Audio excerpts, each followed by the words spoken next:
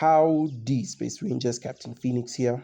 As I start this video, I want us to look at this quote from James Gunn on Threads last year discussing the profitability of Superman.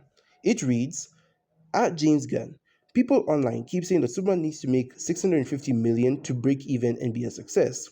Is that true, or do you say it's already a success? Huge fan of the movie, by the way.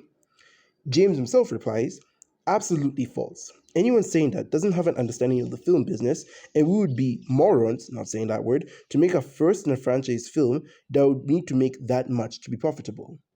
This quote proves beyond all shadow of a doubt that Superman 2025 was a successful movie, and that the quote-unquote general rule of thumb when it comes to movie production is severely flawed.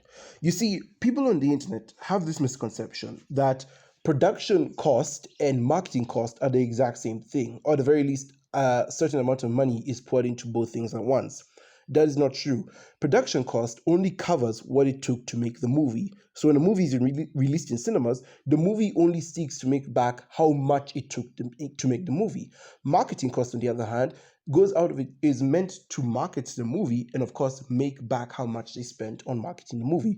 For example, Fortnite skins. As we all know, Fortnite does collabs with different IPs. So when you buy a Fortnite skin of a character from a franchise you love and you spend real money to buy the V-Bucks to get that skin, the money will go to Epic. Epic will take a cut of that money for themselves and another cut will be given to the holders of the IP for allowing, Epic to take the IP and put it in their game. That is what marketing cost is, for example. It's the money that goes into convincing audiences to either buy the movie or stuff related to the movie, whereas production cost only goes into the movie itself. Superman making 600 million, what he came away with, I think he made 620 if I'm not wrong. That is a good amount for a movie. That is over $500 million. So when people out there say that it struggled to make its money back, they're very clearly lying. Some even said it lost money. I don't know how that is. By every metric, Superman made back its money and some change, even if you want to argue that the change wasn't that much. I say this because I do want to highlight one part of James's quote, and that is the people who say this do not have an understanding of the film business whatsoever. And that is true for any and all grifters who seek engagement through their lies. If Superman 2025 really was a flop or struggled to get its money back, then a sequel wouldn't have been greenlit so quickly. And that's something I really need you to think about. I watched Supergirl last week when it came out, and I liked it. I read the comic it was based on, and I was very excited to see that story come to life. I liked Kara and Ruthie's relationship, the action, the final battle, needle drop not counting, the aliens, Superman scenes, and the Krypton flashbacks. However, I also had a lot of issues with the film.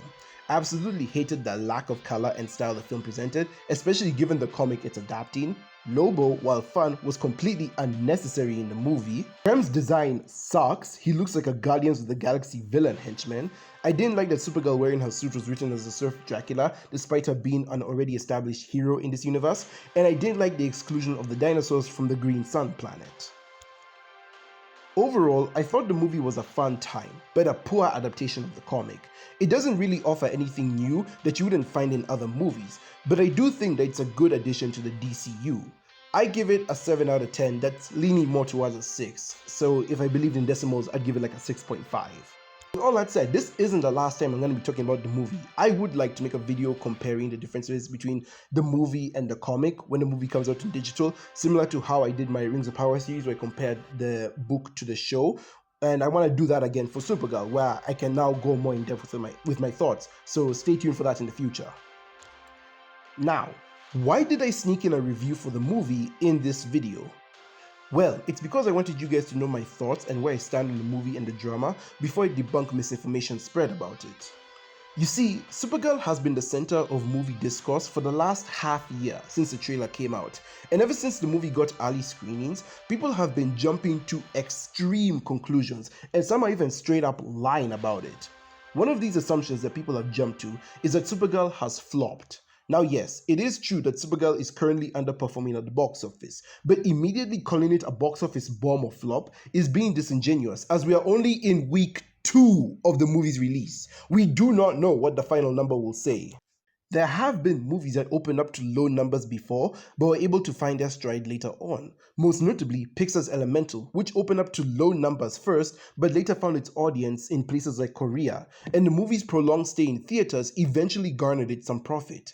My advice would be, instead of Duma posting that the movie didn't make $1 billion on its first weekend, how about we exercise some patience? I would ask that you practice patience. The next thing people are freaking out about is the state of the DCU.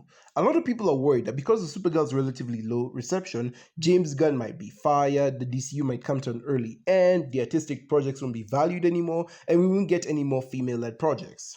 Now, I know that was a lot of stuff I threw at you, and it is. That's because the internet is run by anxious, impatient, and attention-starved people, and I guess short-term memory loss people as well, and all of these worries can be put aside by a simple answer.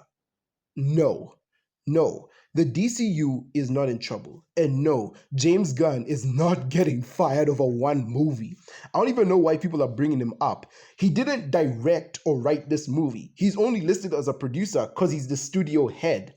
Let's be serious, guys. This movie is not nearly as controversial as The Last Jedi, a situation that Kathleen Kennedy wasn't even fired for, nor was it as bad or disastrous as Wonder Woman 1984. Supergirl was always going to score less than Superman. In the general superhero/DC ecosystem, she's a B-list character at best.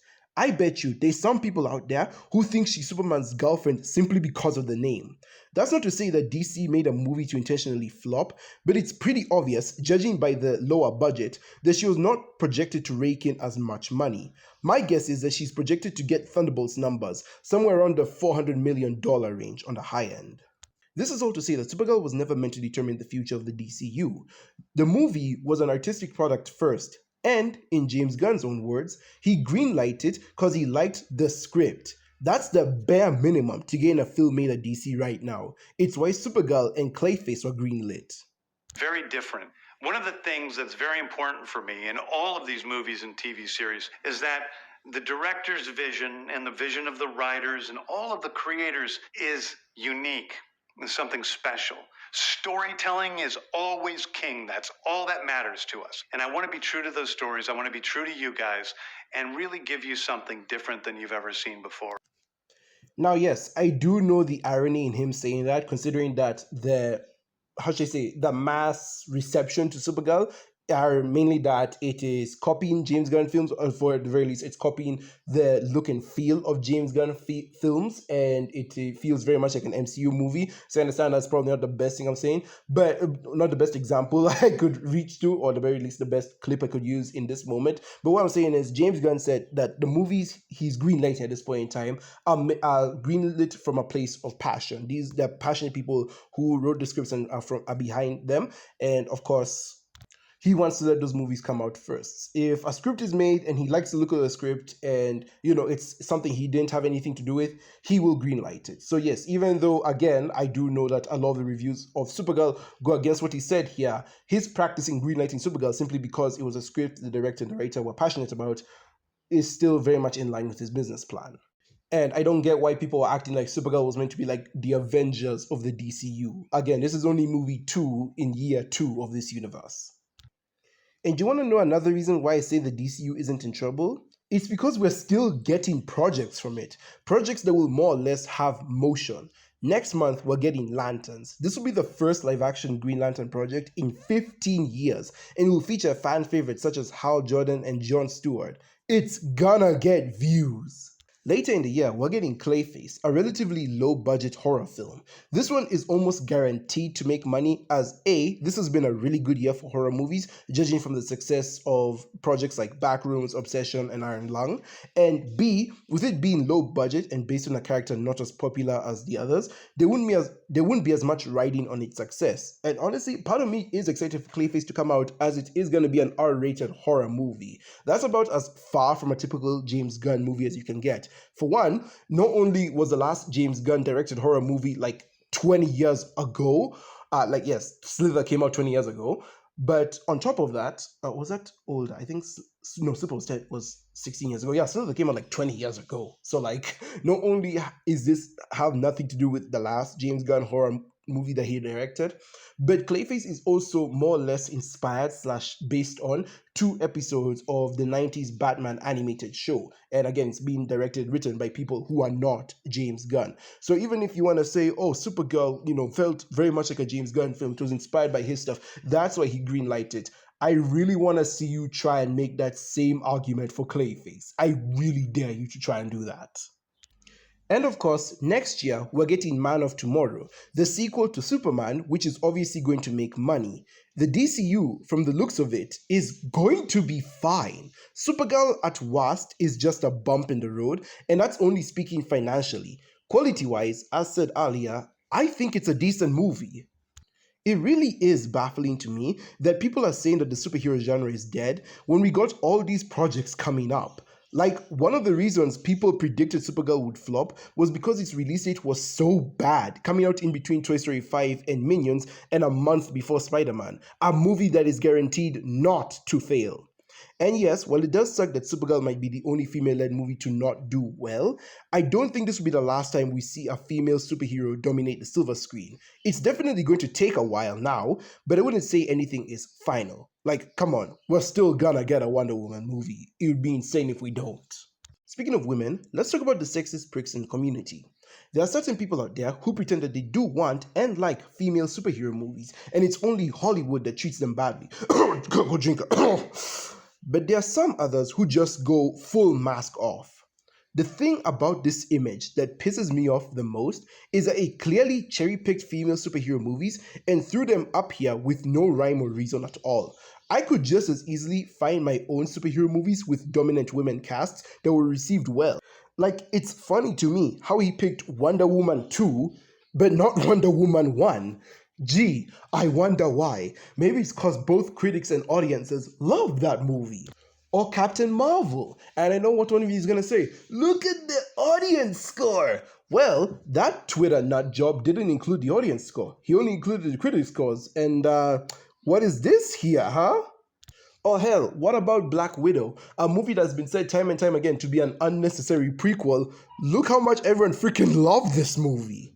And you know what? For craps and giggles, let's include just a couple of others just to fully debunk this point into the ground. Black Panther Wakanda Forever, 84% on the critic side, 93% on the audience side. And Birds of Prey, the freaking Harley Quinn light deluxe movie, 79% from the critics and 78% from the audiences. Doesn't look like it was received poorly to me. Supergirl didn't fail because she was a woman. For frick's sake, the damn movie was greenlit partially because her comic was so good and popular. Don't listen to what liars like the Critical Drinker say. In short, Supergirl is a fucking disaster. The wrong movie at the wrong time, based on the wrong source material, made by the wrong people. One thing I do want to ask here to the panel, has anyone read the Supergirl comic books? No. The movie is failing because of its terrible release date, Supergirl the character being a smaller IP, and because of the general audience's lack of interest in going to the theater unless it's an event. This is the same reason why Elio flopped last year. I am guilty of this too. I don't go to the cinema often, and when I do, it's usually an event. I didn't see Elio, not because I'm uninterested, I still plan to watch the movie, but because I had to choose a film I knew my folks could watch and feel like we got our money's worth from. That thought process alone is a simple and valid explanation as to why Elio flopped. There are also people who are so determined to be sexist that they straight up lie about the movie to do so, such as Kinoflex, a certified drinker meat rider. It got to such a point that some of them were demanding their fans to go see Supergirl to simply spite the other side. I am looking forward to it, and I hope it does well. Please go out and support it. Please go out and support it. Go out and support your boy, okay? You go out and watch the movie, and you're supporting what your boy likes, and making me happy, okay? So, I guess it's wrong for someone to be excited about a movie? Would this be any different if you was asking people to go watch a Batman movie? I'm very confused on what the point is here. I did not see a creator demanding his audience to go support something he likes. This is very clearly a fan of something that was being shown to him and encouraging his fans, who would most likely also be fans of that something, to go out and support it and watch it. because he thinks they will like it. You know, like a reviewer does. Very little thought into this project in both the short term and long term, with how much of a complete mess it is. The film follows Kara and Crypto celebrating her birthday, which she uses as an excuse to go from planet to planet bar hopping like a sorority girl with zero responsibilities or obligations towards her role as a hero on Earth. My first major gripe right out the gate is that the characterization of Kara is a complete betrayal of the character. How is this a betrayal of Kara's characterization? She literally does the exact same thing in the book. She takes time off Earth to go get drunk and celebrate her birthday. If anything, the movie actually improves on her character a bit, since at this point in time, Kara isn't fully loyal to Earth, so she wouldn't feel as much responsibility over it as Superman would. And if you're arguing that this betrays Kara's characterization in the movie universe, no it doesn't. At the end of Superman 2025, Kara is still a raging alcoholic. She is the exact same at the beginning of the movie. Also, I just find it very interesting how Kinoflex compares Kara's alcoholism to being a sorority girl going from planet to planet, just having fun and drinking. Yet he doesn't, as far as I'm aware. He and his ilk, no one like him who comes up with these talking points, ever complain about other characters like Wolverine or Spider-Noir also being alcoholics. Yet they were drinking their feelings away because of trauma. Wolverine was drinking because he was traumatized that he let the X-Men down. And of course, Ben Reilly was drinking because his wife died and he blamed himself for it. Both of those men had trauma and thus decided to drown their feelings in alcohol. Kara is doing the exact same thing. She lost her people and figured the only way to at least try and get through it was through the bottle. She's the exact same, but no, I guess she's special and a sorority girl just because she happens to be a woman. And before anyone gets on my case, I dare you, please, I'm begging you, please provide me with some evidence saying otherwise. Show me an example of a movie reviewer complaining about a superhero character being an alcoholic when it's part of their character arc. Then we can talk about something else then. At least then I can complain about them just not watching the movie. But show me proof of the other happening. As they had the smart idea of making this bright and optimistic hero into a dark and cynical anti-hero. Kara in the book also wasn't optimistic. You could argue that she was more idealistic than movie Kara, but she was just as jaded and fed up with life as her film counterpart. And the portrayal is given no favors by Millie Alcock, who lives up to her name by being all cock, no substance. You nasty-ass bastard! Her entire character is this very stereotypical girl boss performance of, I'm not like the other girls, I'm a bitch who doesn't play by the rules. Which can perfectly describe the majority of superheroines we've seen the last decade or so. It is beyond overdone at this point.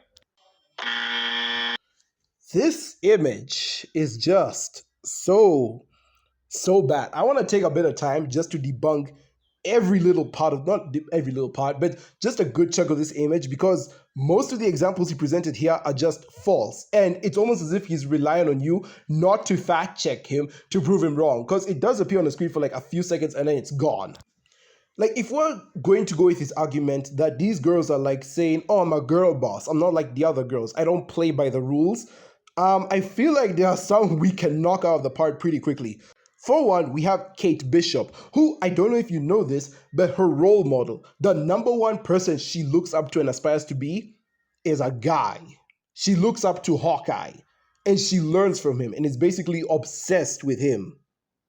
We also have Gamora and Nebula. I don't know why these two are here. It's not like they want to be like the other girls. Gamora and Nebula in universe were basically raised by Thanos to be like super ultra space warriors. So I don't know where the girl bossing is coming in from there. And before you say, oh, well, they made it so that Thanos had to adopt them because they had to fill a studio mandate. No, in the comics, it's the same thing. Gamora and Nebula are daughters of Thanos who are trained to be space warriors. This was like always a thing. There was no girl bossing that was happening there. Shuri as well is a weird example to cram in here, since she became the Black Panther to try to live up to her brother's ideals and in a weird way get justice for him. She wants to honor his memory. So like, that's not her trying to be different from the other girls. Shuri never even had this thing of trying to be different from the other girls.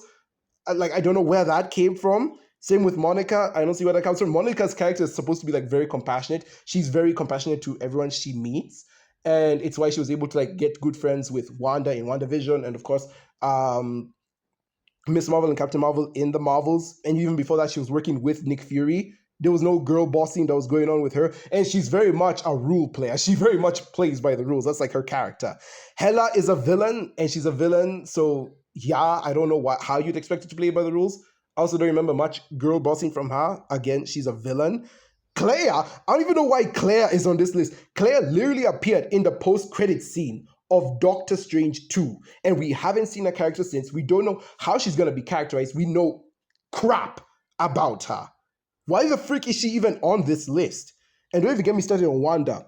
Isn't Wanda's like ultimate fantasy is that she wants to be a suburban mom? That's like the one thing she wants. She just wants to be a small town mom, a stay-at-home small town mom.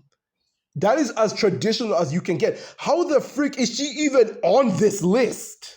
Again, it feels like KinoFlex only showed this list for a couple of seconds because he either knew or at the very least hoped no one would fact check him on it, because in reality, the list would actually look a lot like this.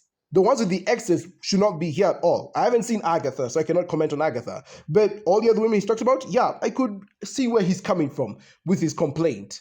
But him saying it's overdone, that's ridiculous. That is nothing short of a lie. Like, I don't understand sexists. If a woman is a protagonist in one movie, they'll claim that she's too perfect, a la Captain Marvel, for example. But when they bother to give her flaws to overcome, they'll complain she's too mean. Again, Supergirl. So, like, what do y'all want? No women at all? That's kind of gay, bro. And yeah, that's all I wanted to talk about today. The reason I decided to make this video is because, frankly, I was shocked as to how much drama was being stirred up for a movie that just really doesn't deserve it, in my opinion. Like, again, it's a fine movie. Why were we going crazy over this? It really just goes to show that anything can be a controversy on the internet if you talk crap at just the right time. Honestly, I was most surprised that this is the third time I've had to defend a mid product from grifters who went out of their way to make it look worse. With that said, thank you guys so very much for watching. Be sure to like if you like, subscribe if you haven't already, hit the notification bell to be part of the team, and big shout out to Captain Midnight for some of the background footage I used in this video. Link to his channel will be down below. And with that, I will see you in another universe. Goodbye.